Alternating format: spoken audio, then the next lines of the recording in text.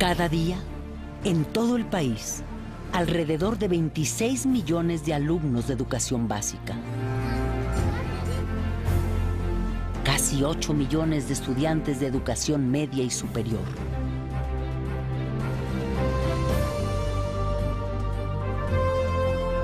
y 2 millones de maestros de todos los niveles protagonizan la hazaña de la educación pública mexicana.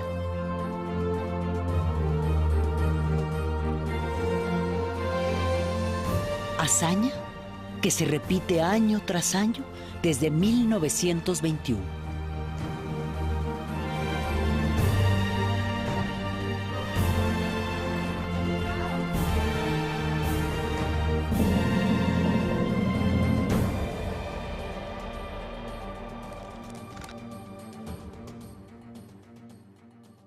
Que pues yo no soy millonario para dejarle su futuro asegurado. Lo único que les puedo dejar es los estudios. Yo quiero que tenga una carrera, que tenga las oportunidades que nosotros no teníamos. Que no vivan pues en la ignorancia como uno. Sus diccionarios, ustedes quiero... El pilar de este esfuerzo a lo largo de los años ha sido el artículo 3º constitucional surgido en 1917. La educación que imparte el Estado debe ser gratuita y laica. 2 principios de ejercicio democrático que han contribuido a la formación de millones de trabajadores, técnicos y profesionistas en todo el país durante décadas. Tener el servicio educativo, que los chicos asistan a la escuela, que permanezcan en ella y que concluyan sus estudios cuando debe ser, pues se dice muy fácil, pero conseguirlo es muy complicado, ¿no? En la educación gratuita y laica no se distinguen diferencias sociales, económicas, de raza o religión. Es también sinónimo de respeto a las creencias religiosas que cada individuo, cada familia, tiene derecho a ejercer. Conejo. ¿Cómo puedo dar una clase si mi religión no me lo permite? No podría ir un niño con una religión diferente a una escuela, digamos, católica o cristiana o lo que sea. La escuela atiende a todos y debe ser respetuosa de las creencias y de las no creencias de todos. Porque siento que una cosa es la religión por un lado, eso se lo tiene que dar la familia, y la educación junto con los padres en la escuela. Y me gusta la pública por eso. En 70 años, pasamos de la primaria obligatoria a que también lo fueran la educación preescolar y la secundaria, bajo el concepto de educación básica. México tiene la tasa de cobertura de educación preescolar más importante del planeta. Y eso no lo dicen en los críticos de la educación. Daniel. Recientemente el Congreso de la Unión aprobó que sea obligatoria la educación media superior o bachillerato a partir del año 2013.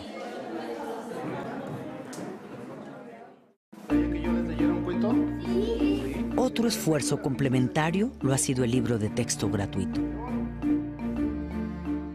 Sus primeros ejemplares para la primaria empezaron a repartirse en 1960. En los primeros años hubo confrontaciones con ciertos grupos porque se pensó que el libro de texto era un elemento de adoctrinamiento.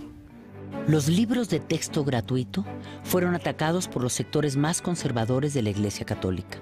Algunos empresarios de las industrias del papel y editoriales, los grupos más extremos del Partido Acción Nacional y organizaciones de padres de familia vinculadas al clero con el pretexto de que eran doctrinarios e incluso comunistas.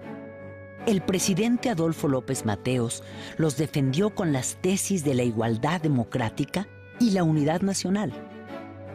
Para constituirnos como mexicanos, debíamos compartir una historia, un territorio, una cultura.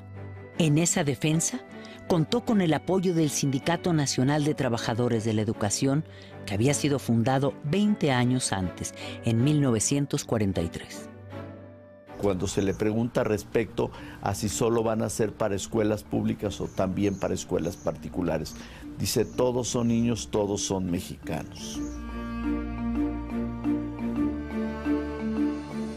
El libro de texto gratuito ha sido hasta la fecha un gran esfuerzo del Estado mexicano para enseñar a todos los niños y reducir los gastos familiares en la educación. El costo del paquete por niño anda alrededor de 70 pesos. Si esto fuera privado, ese paquete costaría entre 600 y 1,200 pesos. Entonces, hay un ahorro global muy importante.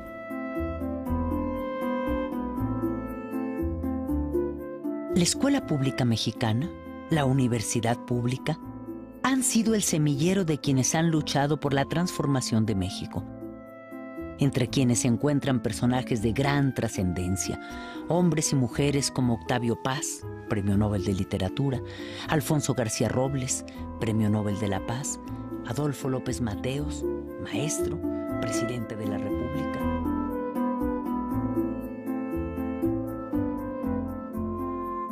Para mí la escuela es muy importante en mi vida, porque creo que sin ella no seríamos nada, sinceramente.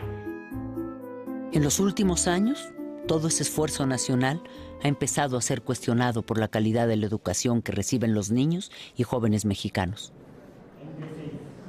Efectivamente, el gobierno se había ocupado de la cobertura, dejando a un lado la calidad. Al inicio del siglo XX, el 90% de los mexicanos eran analfabetas. Al término del siglo XX, alcanzamos prácticamente la cobertura universal en educación primaria y estamos muy próximos a alcanzarla en la educación secundaria.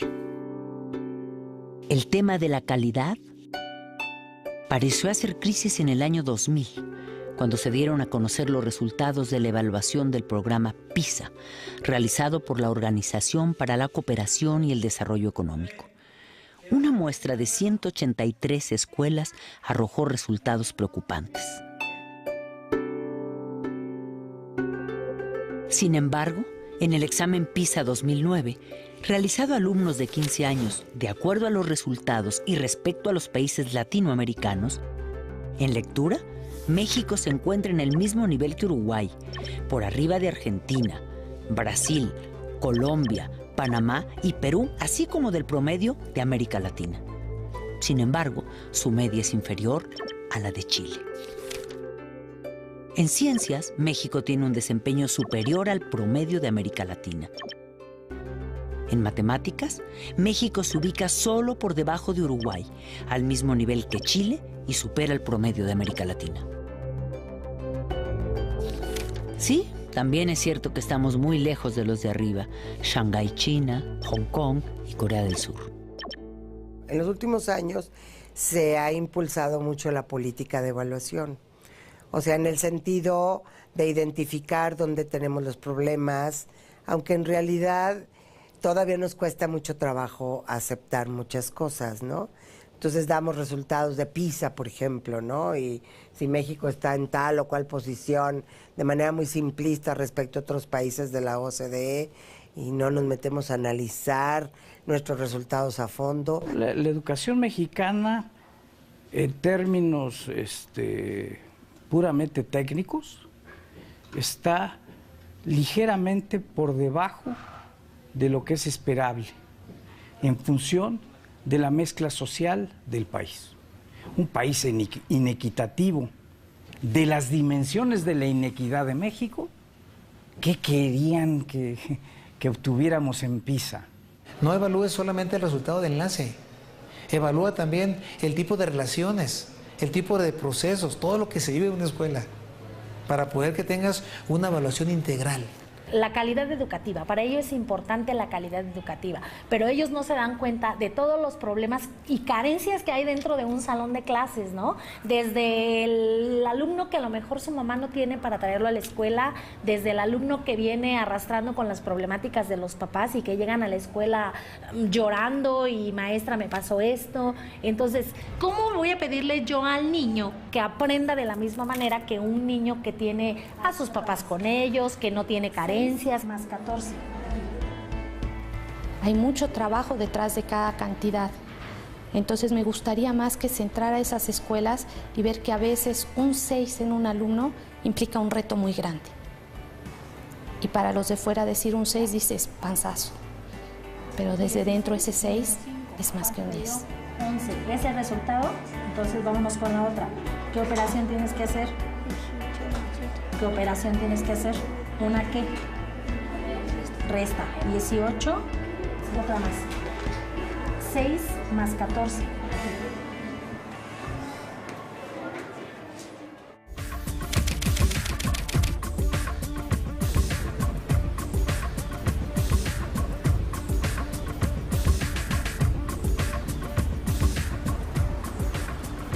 Somos la economía número 14 entre las 20 más grandes del mundo, pero tenemos 52 millones de pobres.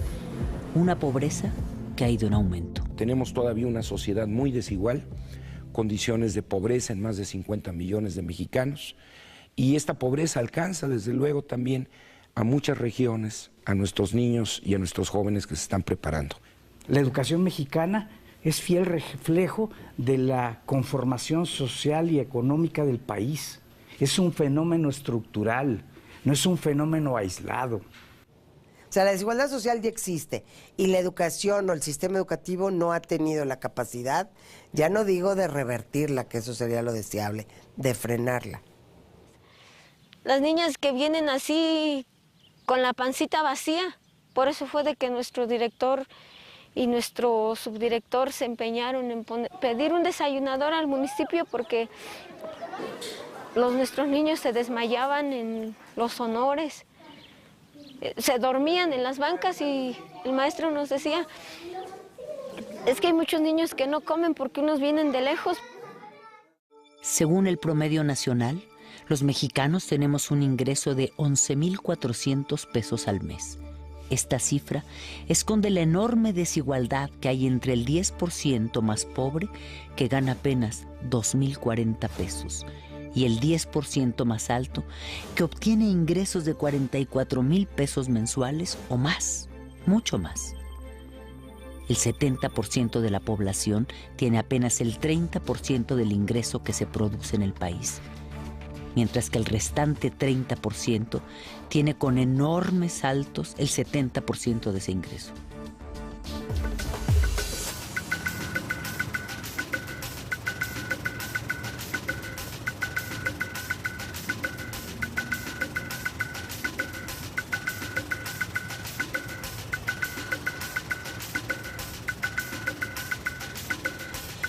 De acuerdo al Instituto Nacional de Estadística y Geografía, el INEGI, de nuestra población económicamente activa, un 29%, 14 millones de personas, trabaja en la economía informal. No, de hecho ya terminé la preparatoria. Yo siento que no tuve beneficio alguno, porque pues sigo aquí todavía. Yo pensaba que a lo mejor era más fácil conseguir algún trabajo, pero no hay nada. He buscado a ver de qué encuentro. Por ejemplo, he sido chalán de albañil, he trabajado en tortillerías, imprentas, y no, es poco el trabajo. Sí, ni para estudiar, porque como le digo, pues no contaba con el dinero que necesitaba. Poco más de 45% de la población de 15 a 19 años de edad no estudia. La segunda cifra más alta entre países de la OCDE. Para estudiar pues tiene uno que tener los recursos, ¿no? Y las posibilidades, cosa de que muchos no tenemos. Dejé de estudiar porque pues necesitaba trabajar también, ¿no? Pues porque no, yo estaba estudiando pero pues ya no y pues es muy difícil, ¿no? Yo terminé la secundaria y esperé un año para entrar a la prepa y en ese año estaba buscando trabajo como técnico en contabilidad y bien poquito acá. Y como le digo, no, nada de prestaciones, nada de eso, nada. ¿No? Mucha gente que cree que prefiere decir, no, pues mejor me voy a la calle a vender dulces, ¿no? O a limpiar parabrisas, porque pues ¿de qué me va a servir estudiar si después no voy a encontrar trabajo? Sabemos que hay programas compensatorios, pero estos no llegan a toda la población que los necesita y sus montos no resuelven el problema. La deserción empieza con las carencias en el hogar. Muchas familias necesitan que sus hijos se pongan a trabajar lo antes posible, como sea. Primero está la sobrevivencia. Por ejemplo, ahorita que es el tiempo de siembras, pues le van a ayudar a los papás a tapar el maíz o a tirar abono. Mis padres me dicen que le eche muchas ganas, que puedo salir adelante.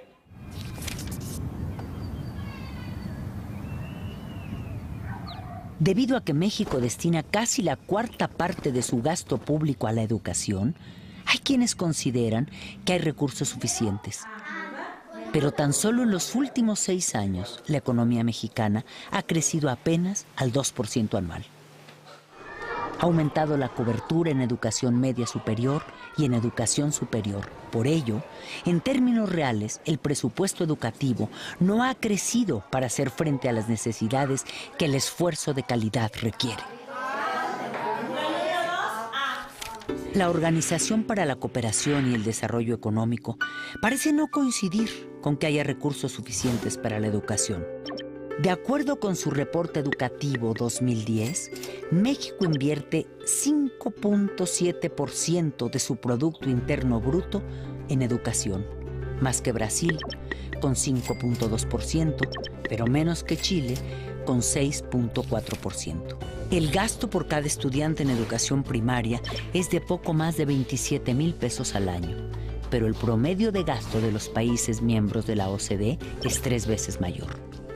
Por cada alumno en secundaria, México gasta al año 29,000 pesos, mientras el promedio de los demás países de la OCDE es 3 veces mayor. A los estudiantes de educación superior se destinan casi 90,000 pesos por alumno al año, pero el promedio de la OCDE es casi el doble que el de México.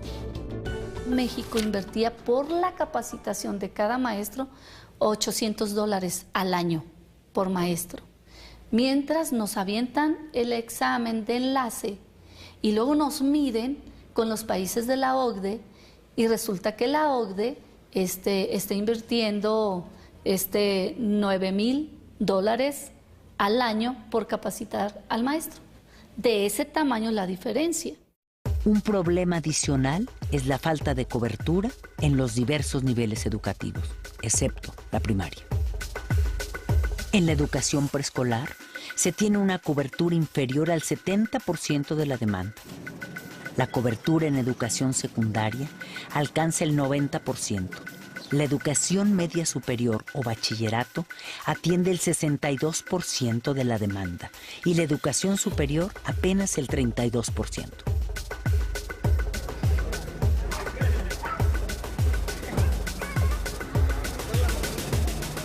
Las opciones se las dan a otros y no entran casi todos. La opción que quieres, la primera, casi muchos no se quedan. Yo quería diseño automotriz, con algo así de carros y todo eso, pero no. Pues es que no, los gastos eran muchos.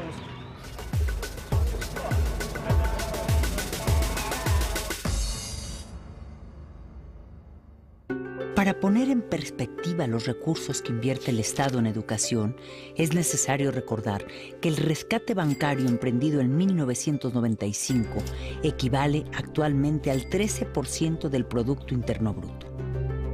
Su monto asciende a 1.7 millones de pesos, cantidad equivalente a lo que, de acuerdo al presupuesto de 2011, el gobierno federal destinaría a los programas de combate a la pobreza en los próximos 60 años. Y una de las cosas que el Instituto Nacional para la Evaluación de la Educación ha ido mostrando cada vez con mayor contundencia, con datos duros, es que hay una tendencia a ofrecer servicios educativos más débiles, más frágiles a las poblaciones que están en condiciones sociales y económicas también más débiles, más frágiles. Aún así, en todos los espacios escolares hay maestros que se esfuerzan por enseñar lo que pueden y cómo pueden, a veces en contra de muchas adversidades. La mayoría de los que trabajamos aquí somos, podríamos decir que iniciadores. Llegamos cuando esta escuela prácticamente eran salones de lámina, y pues gracias a la labor que han hecho los compañeros maestros en base a su trabajo, gracias a que nosotros hemos estado tocando puertas para solicitar el apoyo, sobre todo en la infraestructura, para la construcción. Ahorita vemos una escuela, pues a mi parecer muy bonita, porque ya contamos con salones, con la dirección, con el aula de medios, pero que en un tiempo no existía nada de eso. Yo tengo 2 años aquí ya en esta escuela, y en esos 2 años lo que hemos hecho es construir el drenaje, porque ni siquiera existía un drenaje aquí en la institución educativa. Construimos el drenaje y, le repito, la iniciación de nuestra barda perimetral, donde ahorita llevamos aproximadamente 90 metros lineales.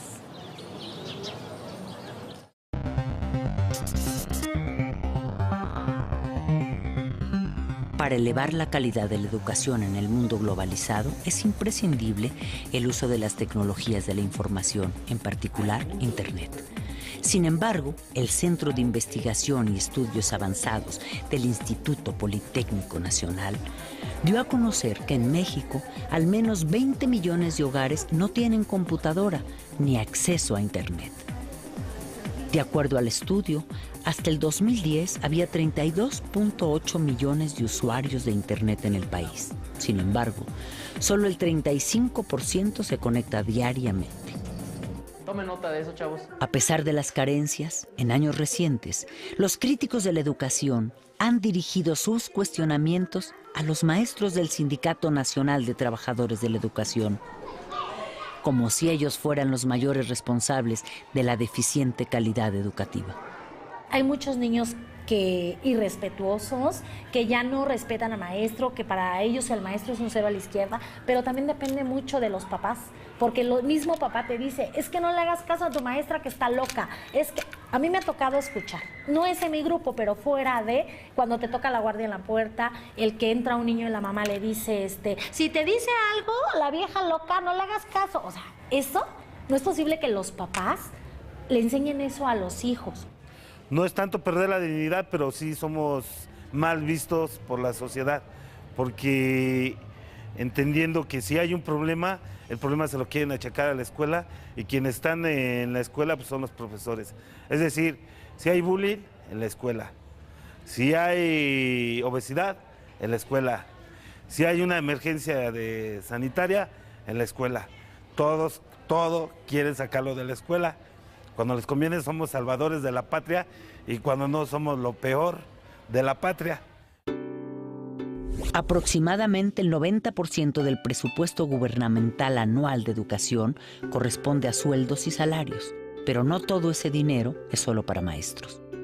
En este porcentaje se incluyen también los salarios de todos los niveles de la burocracia de una gran cantidad de dependencias de la Secretaría de Educación Pública. Es una labor muy noble, ¿sí? Trabajamos con recursos humanos, trabajamos con corazones, trabajamos con niños y jóvenes, que finalmente son el futuro de una sociedad. Y desde mi punto de vista, no creo que el salario de un maestro corresponda a lo que realmente el maestro está desempeñando en su aula. Le puedes pagar al maestro por horas de trabajo, pero no me parece que le estés pagando, o le estén pagando, o nos estén pagando por el nivel de responsabilidad en el aula, ¿no? El ingreso de un docente, ahorita en jornada ampliada, porque esta escuela es jornada ampliada, es otra modalidad, 5,100 a la quincena más o menos. Que la proporción mayor se va a nómina, y eso ha sido producto de un proceso de resarcimiento salarial del gremio magisterial, lo cual es muy importante, ¿verdad? O sea, yo creo que si queremos tener buenos maestros, tenemos que tener que estén bien pagados los profesores, pero no basta eso. Ahora bien, hay que recordar que todavía en 1989 los maestros ganaban entre 1 y 1,5 salarios mínimos en promedio al mes. Recordamos aquí unas palabras del reconocido e innovador pensador de la educación, Paulo Freire. La lucha de los profesores en defensa de sus derechos y de su dignidad debe ser entendida como un momento importante de su práctica docente.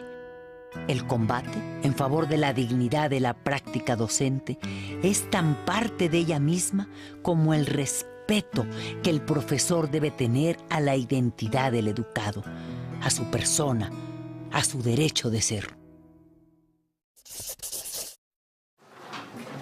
Todos estaremos siempre de acuerdo en la necesidad de mejorar la calidad de la educación. Pero esta pretendida calidad tiene muchos componentes que rebasan al aula en nuestra compleja realidad nacional. ¿Sí es lo mismo? Calidad es muy distinta lo que representa para un padre de familia, por ponerte un ejemplo, cuyo hijo va a una escuela rural en Huachochi, Chihuahua, que lo que es la calidad de la educación para un padre cuyo hijo va a una escuela privada en la Colonia del Valle. Lo que esperan ambos es totalmente distinto. Desde 1991, el CENTE propuso programas prioritarios de mejoramiento de la calidad, como la lectura y la escritura, matemáticas, computación, razonamiento básico en ciencias naturales y la cultura cívica. Programa Nacional para la Actualización y Profesionalización de los Maestros. Poner en marcha los mecanismos de carrera magisterial. Involucrar en mayor grado a los padres en la tarea educativa. A partir de 1994, el CENTE ha propuesto e insistido también en los siguientes temas. Definir los valores, objetivos y fines del sistema educativo nacional y los medios para su realización. Dar prioridad a las políticas que garanticen la cobertura universal de la educación básica con equidad y calidad.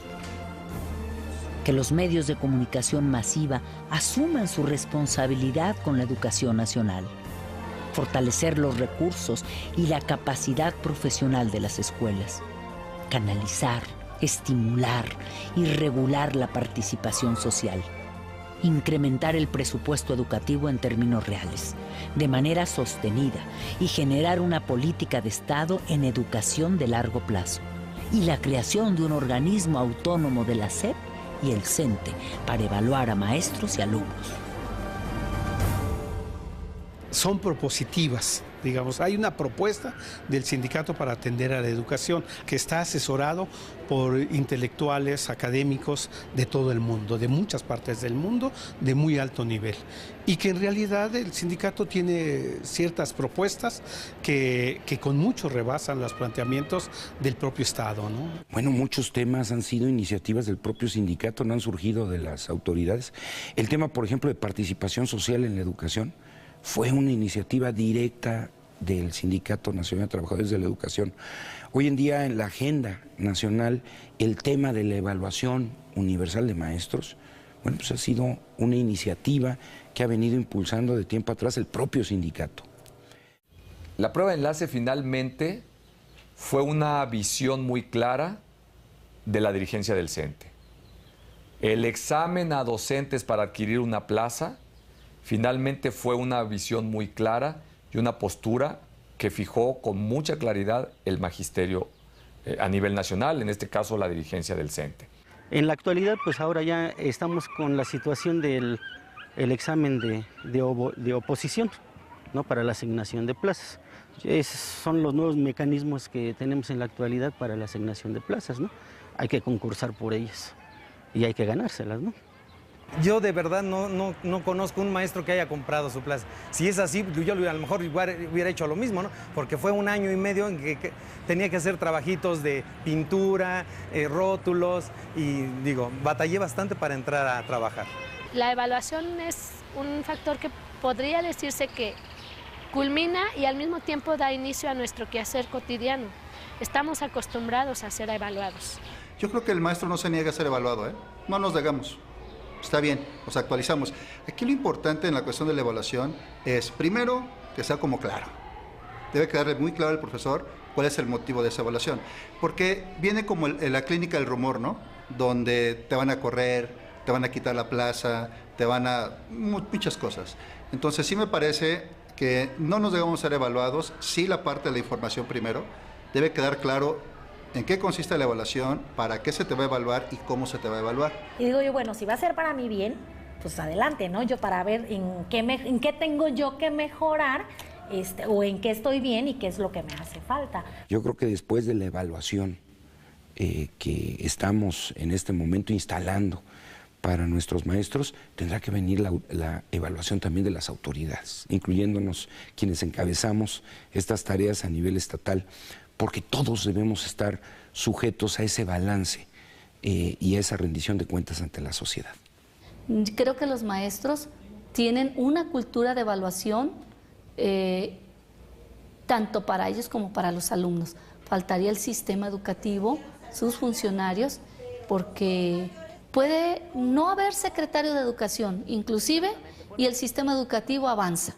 Y eso es basado al esfuerzo y el profesionalismo que tienen los maestros de México. En 2002, los diputados emanados de las filas del CENTE impulsaron la ley para que el gobierno federal y los estados garanticen una inversión del 8% del Producto Interno Bruto en educación, incluyendo un 1% para investigación científica y tecnológica.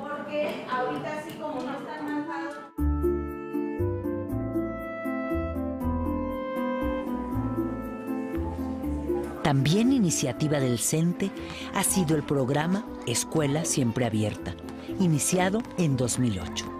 El CENTE planteó la necesidad de que las escuelas públicas se abran a la comunidad, amplíen sus horarios de atención y promuevan la participación de los padres de familia para contribuir con el desarrollo integral. Escuelas de tiempo completo es una propuesta para que los niños puedan aprender en ese tiempo extra de que no son clases regulares, puedan tener otras habilidades, puedan adquirir mayores habilidades acerca de la lectura, la pintura, la música, esas habilidades que muchas veces no nos da tiempo en clases de tiempo regular por la premura de cumplir con un programa establecido. La Escuela Primaria Centro Urbano Presidente Alemán es una escuela de jornada de tiempo completo, que su horario implica es de 8 a 4 de la tarde. Aquí los niños tienen la ingesta de alimentos después de la 1 de la tarde y tienen sus actividades del programa de escuelas de tiempo completo.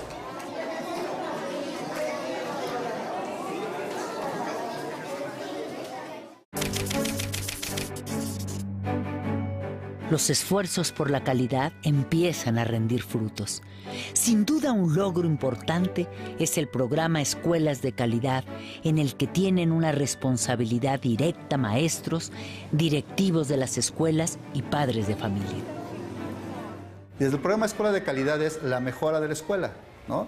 Partir de un diagnóstico, partir de necesidades específicas del aula, de la infraestructura, de la capacitación de los maestros, y a partir del diagnóstico elaborar un plan de trabajo que vaya favoreciendo o beneficiando para mejorar las necesidades, ¿no? El primer resultado que yo pudiera decir es que la escuela planifica. Ese es un gran cambio. El hecho de que la escuela planifique, estar consciente de dónde está y visualizar cómo quiere estar a 5 años, es un gran avance. Si el centro lo traslada a la escuela, donde están los alumnos, que son nuestros principales usuarios destinatarios, donde están los profesores, los principales actores del proceso educativo y los directores que lideran que ese proceso educativo suceda. Para participar en este programa, los directivos, maestros y padres de familia diseñan su programa estratégico de trabajo y lo proponen a la SEP, quien lo autoriza para darles recursos adicionales. Esto hace que nos esforcemos un poquito más precisamente para lograr ese objetivo que tenemos en preparar mejor a los jóvenes, desde los pequeños hasta los jóvenes. El resultado del plan de trabajo escolar es evaluado cada año por la SEP. Hasta ahora, son una minoría las escuelas que participan en el programa, poco más de 45,000, pero van en aumento. Sin embargo, de nueva cuenta, algunos sectores empresariales y sociales han emprendido un ataque sistemático contra los maestros, intentando hacer que la sociedad los considere los culpables de la calidad educativa que se tiene. El interés por buscar la forma de privatizar la educación como una forma de llevar la educación al mercado, que es la tendencia en un régimen que está guiado por el libre mercado y el neoliberalismo, ¿no? Buscar que aquello que es función del Estado sea función del mercado y obtener la ganancia que corresponde, ¿no? Pero ahí no necesariamente estamos hablando de calidad de educación. Si la educación pública se subrogara, representaría tan solo en la educación primaria un monto de 700,000 millones de pesos anuales.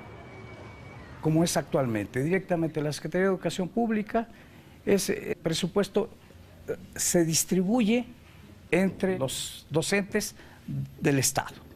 Si eso se cambia el modelo y se hacen escuelas subvencionadas, ese mismo presupuesto va a pasar a los dueños de las escuelas y van a ser los mismos maestros, porque no tenemos otros. Y van a ser los mismos directores, porque no tenemos otros. Y van a ser las mismas escuelas, porque no tenemos otras. Lo que pasa es que van a administrar otros. Y esos son los que van a recibir la ganancia de este modelo. Hasta ahora, a pesar de todos los estímulos que recibe, la educación privada solo atiende a poco más de 12.9% de la demanda educativa a todos los niveles.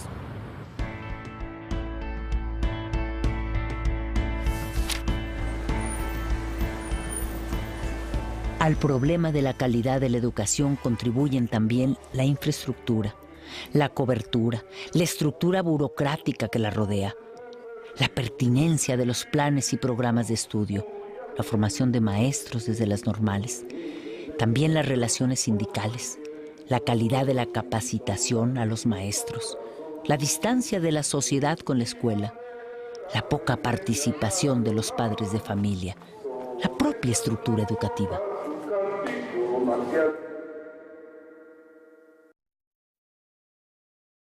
Tenemos que recuperar el respeto por la escuela. El sistema educativo no se cae porque hay decenas de miles de maestros que hacen bien lo que tienen que hacer con lo que tienen. Ojo. Hoy en día, el maestro es pisoteado por todos. Padres, autoridades, entre nosotros mismos. Hemos perdido, los niños obviamente, ahora los docentes, creo yo, están considerados como nanas de los niños, o es como los padres quieren verlos. Nos están dejando la responsabilidad a nosotros de la educación de los niños, y la educación se da en casa. Aquí vienen a aprender conocimientos y otro tipo de cosas.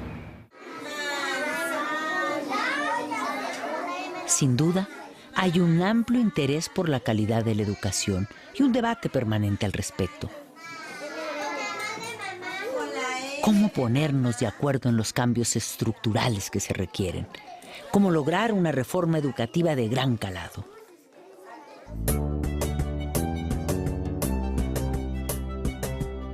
Para fortalecer la participación social en la educación, el CENTE ha realizado desde 1994 los Congresos Nacionales de Educación y los encuentros de padres de familia y maestros. En ellos han participado especialistas y personalidades de muy diversas disciplinas para hablar sobre el valor y el futuro de la educación. Hay dos enemigos fundamentales de la democracia en todas partes, y ustedes lo saben igual que yo. Son la miseria y la ignorancia. Lucha por la democracia todo el que combate la miseria y todo el que combate la ignorancia. Y en todos aquellos regímenes políticos en que se acepta como inevitable la miseria y se acepta como inevitable la ignorancia, en realidad no hay verdadero espíritu democrático. La educación gratuita, laica y de calidad que está obligado a ofrecer el Estado es todavía la única opción, la única esperanza de la mayoría de los mexicanos, algo que no se nos puede olvidar.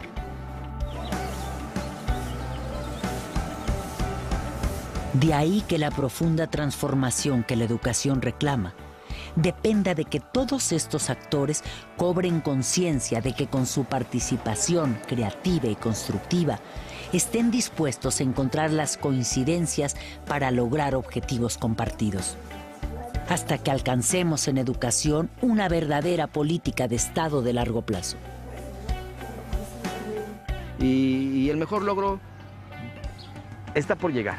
Porque todavía sucede en este país, esperan al maestro con ansia en algunas comunidades, de aprender un poquito de algo que ellos tienen derecho, que es el conocimiento universal. El único servicio que puede llegar a todas las comunidades por parte del gobierno es la educación. Entonces nuestro compromiso es precisamente darlo de buena calidad, porque precisamente a partir de la educación podemos aumentar la competitividad, primero del alumno, la competitividad de la comunidad, la competitividad del municipio, la competitividad del Estado y por supuesto que la competitividad del país. Cuando la señora de enfrente de esta institución educativa me dice, ya mis 2 hijos están en el poli, y que esos alumnos son egresados de esta institución educativa, donde pues, las condiciones al parecer no es para llegar a tanto, pues la verdad es que yo vengo luego y lo comparto con mis maestros. Es una motivación para mí y para ellos el transmitirles eso de los logros, porque son los árboles que nosotros poco a poco estamos sembrando, ¿sí? Para mí un niño que reprueba, que va mal, es un fracaso para mí, no para el niño, sino para mí, porque no tuve los elementos necesarios para que pudiera aprobarlo, ¿no? Cuando los niños salen bien, es un gusto, y eso creo que no lo puedo yo cambiar con nada. Pues a mí me encantaría que todos pudiéramos, no sé, mandar a nuestros hijos a la escuela y terminaran 6º grado de primaria, y secundaria, y preparatoria, pero todos que pudiéramos hacer esto y no decir, hay niños que tal vez van a quedar en primaria, y otros en secundaria, y otros en preparatoria. Si todos pudiéramos alcanzar una educación, no sé, llegar a tener una licenciatura o no sé, tal vez no todos podríamos ocupar puestos en la sociedad, pero me imagino que tendríamos una sociedad por lo menos más limpia y más mejor. Daría las gracias a mi profesor Luis de primero de primaria y a mi profesor de física, porque gracias a ellos aprendí no solo cosas de la escuela, sino también experiencias de vida nuevas. Y más allá de ser solamente el maestro que estaba parado frente a ti, era un amigo, era una persona, era muy humano. Yo me siento feliz de haber estado aquí en la escuela pública y pues sí, siento que esto me impulsó a llegar a la UNAM, porque bueno, de cierta forma aprendes muchas cosas, no son tanto los conocimientos, sino cuestiones de otros aspectos, no éticos, cuestiones de vida. Yo creo que sí tengo mucho que agradecerles y finalmente el fruto de todo eso es que estoy aquí en la universidad, en Ciudad Universitaria y en la UNAM, ¿no?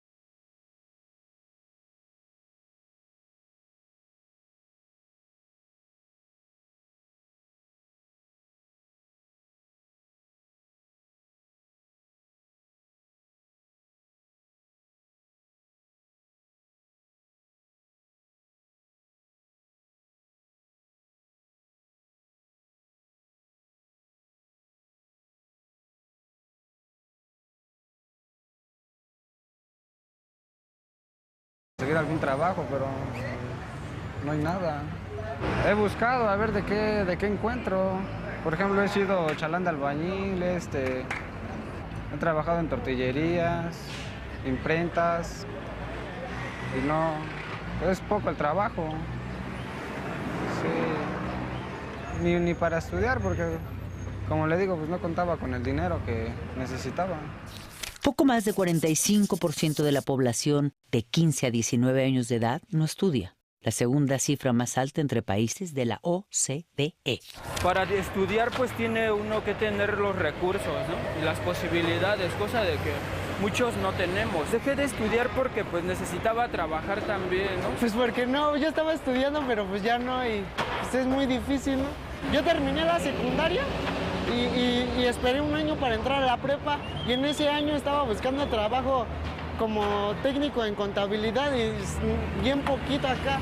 Y como le digo, no, nada de prestaciones, nada de eso, nada. ¿No? Mucha gente que cree que prefiere decir, no, pues mejor me voy a la calle a vender dulces, ¿no? O a limpiar parabrisas, porque pues ¿de qué me va a servir estudiar si después no voy a encontrar trabajo? Sabemos que hay programas compensatorios, pero estos no llegan a toda la población que los necesita y sus montos no resuelven el problema. La deserción empieza con las carencias en el hogar. Muchas familias necesitan que sus hijos se pongan a trabajar lo antes posible, como sea. Primero está la sobrevivencia. Por ejemplo, ahorita que es el tiempo de siembras, pues le van a ayudar a los papás a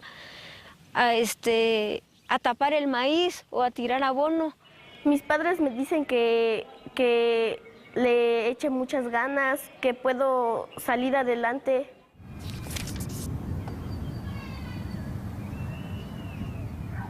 Debido a que México destina casi la cuarta parte de su gasto público a la educación, hay quienes consideran que hay recursos suficientes. Pero tan solo en los últimos 6 años, la economía mexicana ha crecido apenas al 2% anual.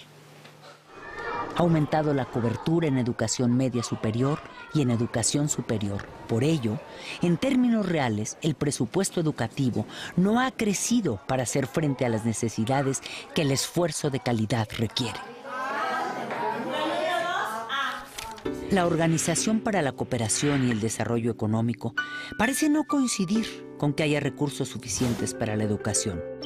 De acuerdo con su reporte educativo 2010, México invierte 5.7% de su Producto Interno Bruto en educación, más que Brasil, con 5.2%, pero menos que Chile, con 6.4%.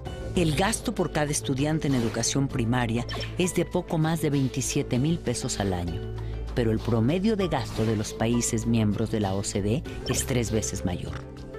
Por cada alumno en secundaria, México gasta al año 29,000 pesos, mientras el promedio de los demás países de la OCDE es 3 veces mayor. A los estudiantes de educación superior se destinan casi 90,000 pesos. Y de las no creencias de todos. Porque siento que una cosa es la religión por un lado, eso se lo tiene que dar la familia, y la educación junto con los padres en la escuela. Y me gusta la pública por eso. En 70 años, pasamos de la primaria obligatoria a que también lo fueran la educación preescolar y la secundaria, bajo el concepto de educación básica.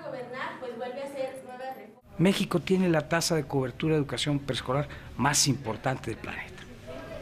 Y eso no lo dicen en los críticos de la educación. Daniel. Recientemente el Congreso de la Unión aprobó que sea obligatoria la educación media superior o bachillerato a partir del año 2013.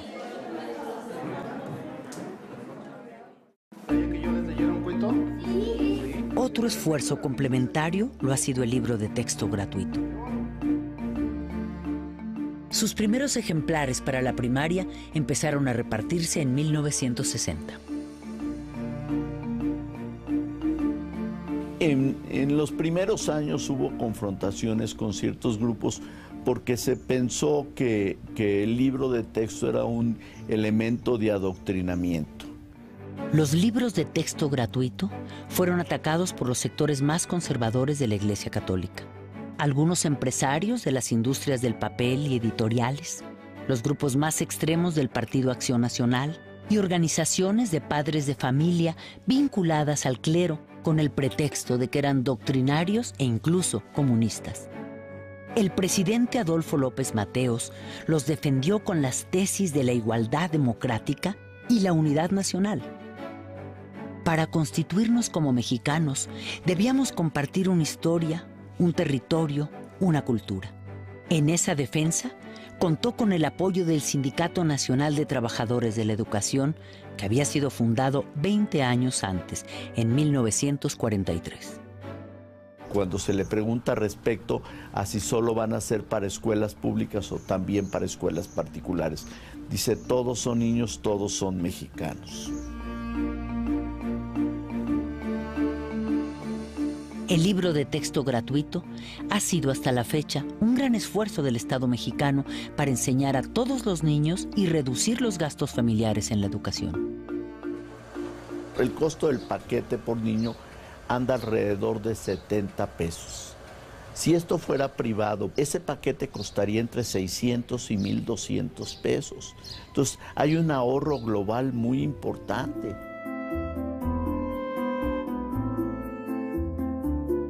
La escuela pública mexicana, la universidad pública, han sido el semillero de quienes han luchado por la transformación de México.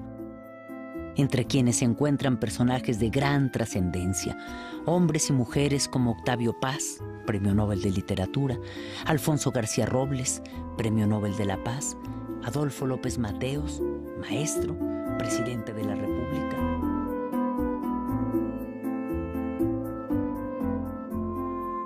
Para mí la escuela es muy importante en mi vida, porque creo que sin ella no seríamos nada, sinceramente.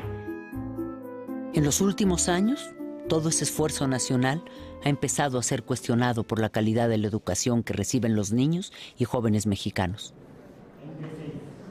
Efectivamente, el gobierno se había ocupado de la cobertura, dejando a un lado la calidad.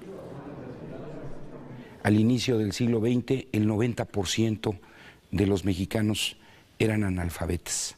Al término del siglo XX, alcanzamos prácticamente la cobertura universal en educación primaria y estamos muy próximos a alcanzarla en la educación secundaria.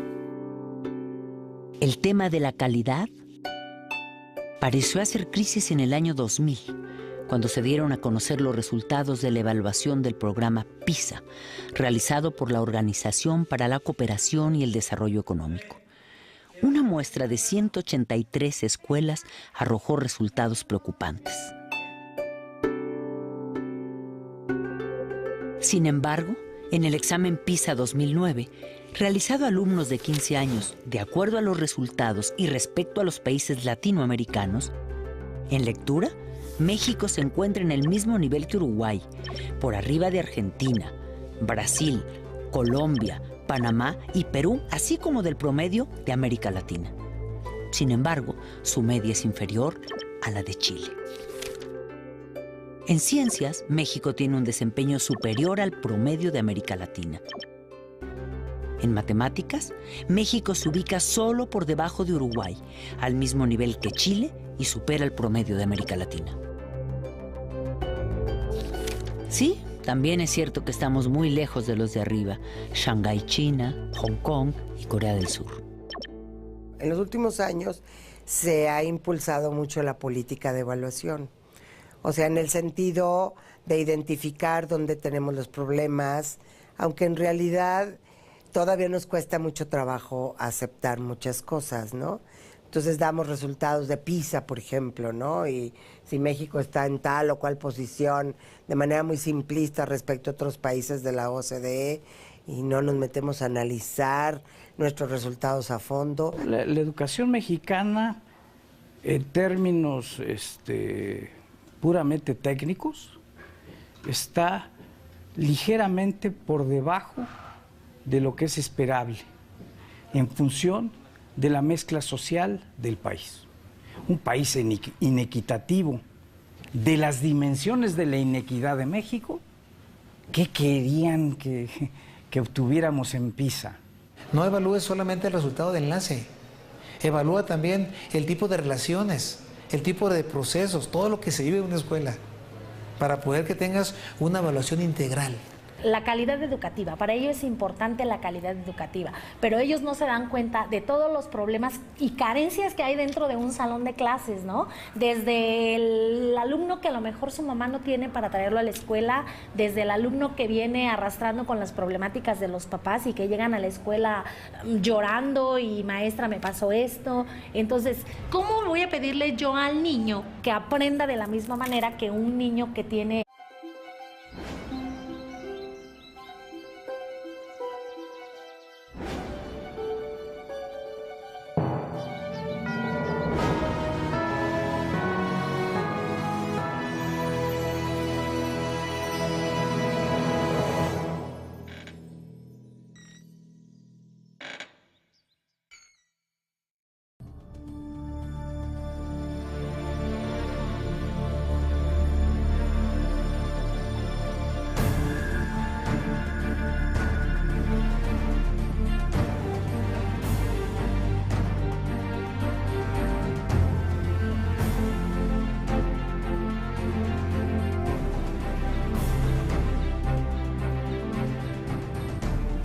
Cada día, en todo el país, alrededor de 26 millones de alumnos de educación básica. Casi 8 millones de estudiantes de educación media y superior.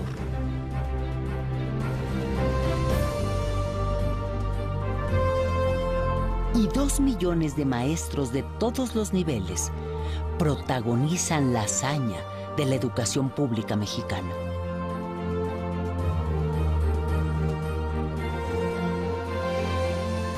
Hazaña que se repite año tras año desde 1921.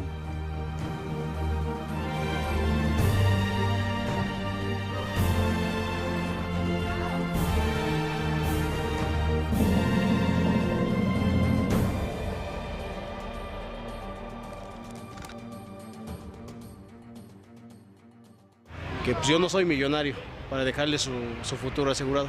Lo único que les puedo dejar es los estudios. Yo quiero que tenga una carrera, que tenga las oportunidades que nosotros no teníamos. Que no vivan pues en la ignorancia como uno. Sus diccionarios, ustedes quiero... El pilar de este esfuerzo a lo largo de los años ha sido el artículo 3º constitucional surgido en 1917. La educación que imparte el Estado debe ser gratuita y laica. 2 principios de ejercicio democrático que han contribuido a la formación de millones de trabajadores, técnicos y profesionistas en todo el país durante décadas. Tener el servicio educativo, que los chicos asistan a la escuela, que permanezcan en ella y que concluyan sus estudios cuando debe ser, pues se dice muy fácil, pero conseguirlo es muy complicado, ¿no? En la educación gratuita y laica no se distinguen diferencias sociales, económicas, de raza o religión. Es también sinónimo de respeto a las creencias religiosas que cada individuo, cada familia, tiene derecho a ejercer. Conejo.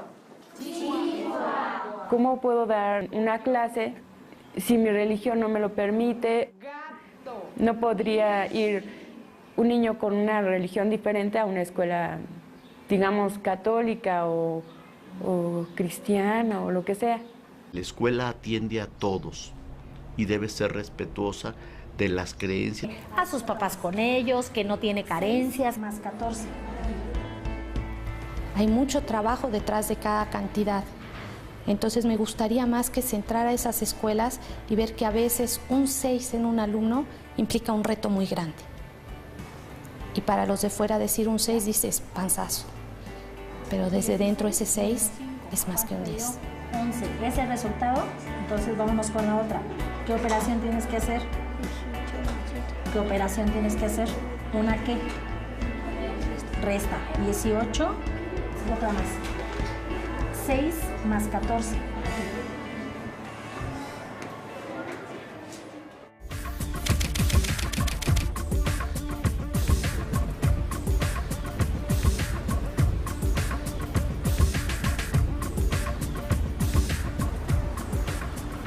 Somos la economía número 14 entre las 20 más grandes del mundo, pero tenemos 52 millones de pobres.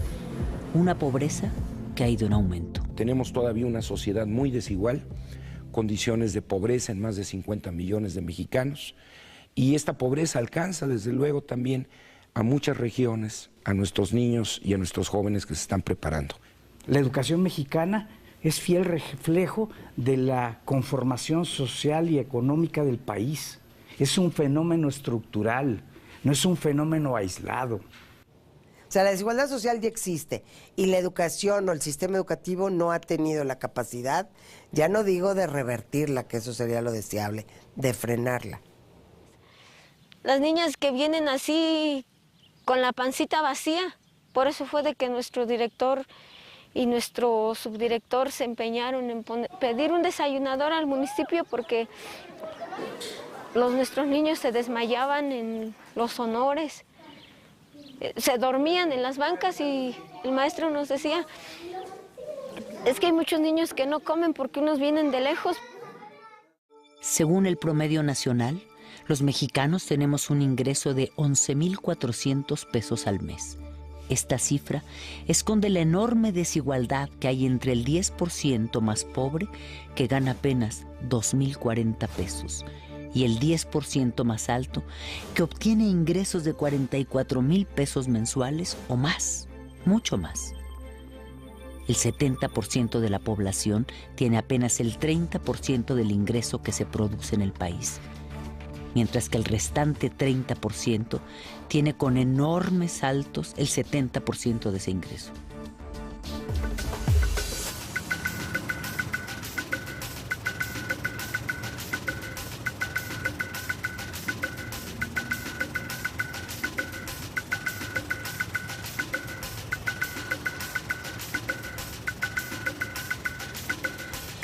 De acuerdo al Instituto Nacional de Estadística y Geografía, el INEGI, de nuestra población económicamente activa, un 29%, 14 millones de personas, trabaja en la economía informal.